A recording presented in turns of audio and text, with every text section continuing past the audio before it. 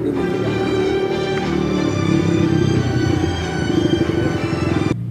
Yuk. Ya. Ini kawan-kawan perlu diperhatikan. Kalau masang knalpot kayak gini harus lurus. Nggak boleh bengkok begini, nggak boleh bengkok begini, harus lurus posisinya. Ya, sedikit berbagi ilmu.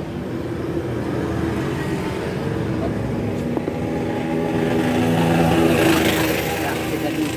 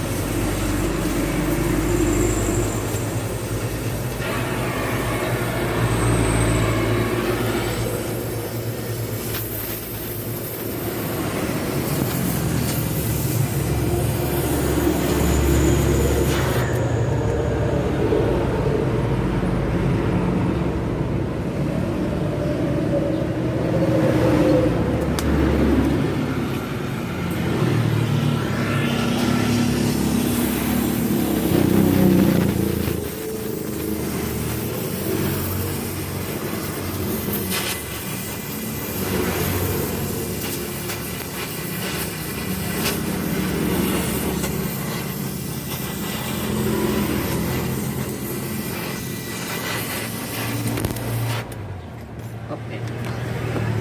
Ya. Ini kawan-kawan perlu diperhatikan. Kalau masang knalpot kayak gini harus lurus. Nggak boleh bengkok begini, nggak boleh bengkok begini, harus lurus posisinya. Ya, sedikit berbagi ilmu.